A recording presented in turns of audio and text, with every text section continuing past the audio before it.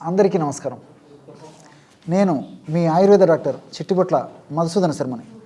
మనం ఈ వీడియోలో సయాటికా సమస్యకి సరి అయిన వైద్యం అనేటువంటి అంశాన్ని గురించి తెలుసుకోబోతున్నాం. సయాటికా అనేది మన శరీరంలో ఉన్నటువంటి అన్ని నరాల కంటే ఒక పెద్ద నరం ఈ యొక్క సయాటికా. ఈ సయాటికా అనేటువంటి నరము మనకి ఎడమవైపున ఒక నరం ఉంటుంది, కుడివైపున ఒక నరం ఉంటుంది. ఈ యొక్క సయాటిక నరము నడుము భాగంలో మొదలయ్యి ఆ యొక్క కాలంతా కూడా వెనుక భాగంలో వ్యాపించి ఉంటుందన్నమాట. అందుకే అంత పెద్ద నరము ఈ యొక్క సయాటిక. ఈ సయాటిక నరం నడుము భాగంలో నుంచి మొదలవుతుందని తెలుసుకున్నాం కదా. ఆ భాగంలో ఒత్తిడి పడినప్పుడు కానీ, లేదా ఈ సయాటిక నర్వు లేదా సయాటిక నరము ఇన్ఫ్లమేషన్కి గురైనప్పుడు కానీ కొన్ని రకాలైనటువంటి సమస్యలు వస్తూ ఉంటాయి. ఈ యొక్క సమస్యలనే సయాటికా అనేటువంటి పేరుతో, అంటే నరం పేరుతోనే, నాడి పేరుతోనే ఆ యొక్క వ్యాధిని గురించి కూడా చెప్తూ ఉంటారు అనమాట. సయాటికా, ఈ యొక్క సయాటికా సమస్య చాలామందిలో, అంటే 100లో 90% మందిలో కూడా ఒకవైపే వస్తూ ఉంటుందన్నమాట. చాలా అరుదుగా రెండో వైపు కూడా రావచ్చు, అంటే 2 కాళ్ళు కూడా సయాటికా రావచ్చు చాలా అరుదైనటువంటి సందర్భాల్లో.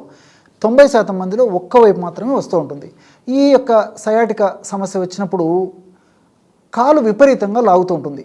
అదేవిధంగా కాలు భాగంలో, ముఖ్యంగా వెనుక భాగంలో నీరసంగా ఉండడము, బలహీనంగా ఉండడము, కండరాలంతా పట్టేసినట్టు ఉండడము, విపరీతమైనటువంటి పోటు, బాధ, సలుపు ఇలాంటి సమస్యలు కూడా ఆ యొక్క కాలు భాగంలో ఉంటూ ఉంటాయన్నమాట. ఈ యొక్క సమస్య వచ్చినప్పుడు కూర్చోవడం కష్టంగా ఉంటుంది, నించోవడం కష్టంగా ఉంటుంది, పడుకోవడం కష్టంగా ఉంటుంది, మెట్లు ఎక్కడం దిగడం కష్టంగా ఉంటుంది. ఈ ప్రతి పనికి కూడా ఈ యొక్క సయాటికా సమస్య ఉన్నప్పుడు ఇబ్బంది కలిగేటువంటి పరిస్థితి ఏర్పడుతూ ఉంటుంది. మరి ఈ యొక్క సయాటికా గురించి మనం ఆలోచించినట్లయితే వేలాది సంవత్సరాల క్రితమే మన మహర్షులు వారి ఆయుర్వేద వైద్య గ్రంథాల్లో గృధ్రసి వాతం అనేటువంటి ఒక వ్యాధిని గురించి చక్కగా ప్రస్తావించి చక్కటి చికిత్సా విధానాన్ని గురించి కూడా తెలియజేయడం జరిగింది. ఆ గృధ్రసి వాతమే ఈ రోజుల్లో మనం చెప్పుకునేటువంటి సయాటికా.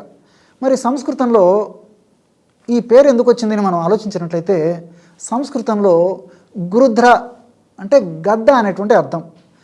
గద్ద నడక, ఆ పరుగు ఎలాగుంటుందో ఈ సయాటికాతో సమస్యతో బాధపడేటువంటి రోగి యొక్క నడక ఆ విధంగా ఉండడం చేత మన మహర్షులు గృధ్రసి వాతం అనేటువంటి పేరుతో ఈ యొక్క వ్యాధిని ప్రస్తావించి చక్కటి చికిత్సా విధానాన్ని గురించి కూడా తెలియజేయడం జరిగింది.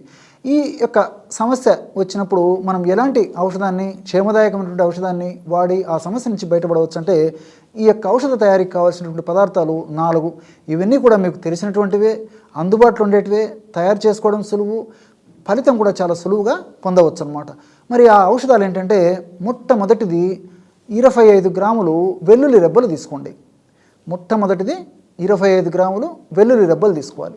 రెండవ పదార్థంగా నల్ల నువ్వులు ఒక 25 గ్రాములు తీసుకోండి. అట్లే మూడవ పదార్థంగా శొంఠి ఒక 25 గ్రాములు తీసుకోండి. చివరగా మిరియాలు ఒక 25 గ్రాములు తీసుకోండి. ఈ యొక్క వెల్లుల్లిని కొంచెం నలగొట్టేసేసేయండి. ఆ 25 గ్రాముల వెల్లుల్లిలో శొంఠి పొడి కలిపేసేయండి. అట్లే నల్ల నువ్వులను కూడా నలగొట్టేసేసి ఆ నల్ల నువ్వులను కచ్చాపచ్చగా నలగొట్టిన దాన్ని కూడా అందులో కలిపేసేయండి. చివరిగా మిరియాలు కూడా నలగొట్టేసి అందులో కలిపేసి ఈ పదార్థాన్ని అంతా ఒక రోట్లో వేసి దంచడం కానీ, అట్లా మీకు వీలు లేక అనుకూలత లేకపోతే ఒక మిక్సీలో వేసేసి కానీ మొత్తం కలిపేసేయండి.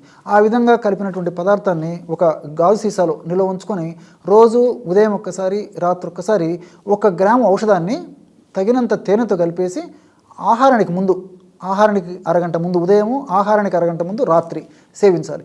ఈ విధంగా క్రమం తప్పకుండా రోజు 2 సార్లు ఈ యొక్క ఔషధాన్ని ఈ పద్ధతిలో వాడుకోవడం వల్ల చాలా సమర్థవంతమైనటువంటి ఫలితాలు శీఘ్రంగా వెంటనే సత్వరమే కలిగి ఆ బాధ నుంచి ఆ యొక్క వ్యక్తి విముక్తి పొందుతాడు.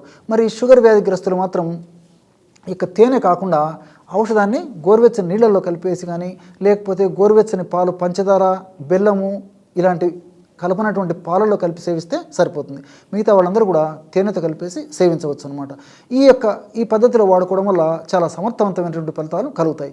ఇక్కడ మనం ఆధునికంగా ఆలోచించినట్లయితే కూడా వెల్లుల్లిలో ఉన్నటువంటి అల్లిసిన్ అనేటువంటి రసాయన పదార్థము, అదేవిధంగా నువ్వుల్లో ఉన్నటువంటి లిగ్నాన్ అనేటువంటి రసాయన పదార్థాలు, అదేవిధంగా ఈ యొక్క శొంఠిలో ఉన్నటువంటి జింజరాలు, షాగోల్ అనేటువంటి రసాయన పదార్థాలు, మిరియాలు అనేటువంటి పెప్పరిన్ అనేటువంటి రసాయన పదార్థాలు కూడా ప్రత్యక్షంగానో పరోక్షంగానో ఆ ఇన్ఫ్లమేషన్ ప్రక్రియ తగ్గేందుకు, ఇన్ఫ్లమేషన్ వల్ల ఉత్పత్తి అయ్యేటువంటి హానికారకమైనటువంటి రసాయన పదార్థాల ఉత్పత్తి తగ్గేందుకు, ఆ హానికారక ప్రభావాల చేత కలిగేటువంటి మంట, పోటు, సలుపు, బాధ తగ్గేందుకు కూడా ఈ యొక్క 4 పదార్థాలు చాలా చక్కగా ఉపయోగపడతాయి.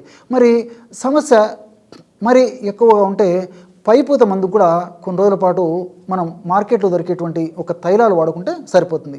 అలాంటి తైలాల్లో ప్రధానంగా వాడుకోదగ్గ తైలాల్లో విషముష్టి తైలం, ఈ యొక్క విషముష్టి తైలం మనకు మార్కెట్లో దొరుకుతుంది. అది తెచ్చుకొని రోజు ఒక్కసారి కానీ 2 సార్లు కానీ తగినంత తైలాన్ని గోరువెచ్చగా చేసి ఆ సయాటిక భాగంలో చాలా సున్నితంగా మర్దన చేయాలన్నమాట.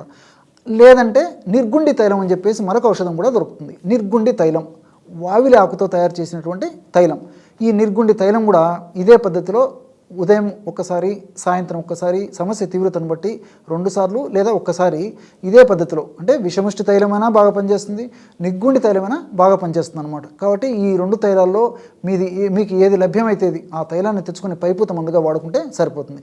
ఈ విధంగా ముఖ్యంగా కడుపులోకి ఔషధాన్ని వాడుతూ సమస్య మరీ తీవ్రంగా ఉంటే కొన్నాళ్ల పాటు పైపూత మందుగా కూడా ఈ యొక్క తైలాన్ని వాడుకోవడం వల్ల ఈ యొక్క సయాటికా సమస్య నుంచి చాలా త్వరితంగా శీఘ్రగతిన మనం బయటపడవచ్చు. చూశారు కదా, ఎటువంటి సులువైనటువంటి వైద్యాన్ని ఈ సయాటికా అనేటువంటి సమస్య తగ్గించుకునేందుకు ఈ వీడియోలో తెలుసుకున్నాము.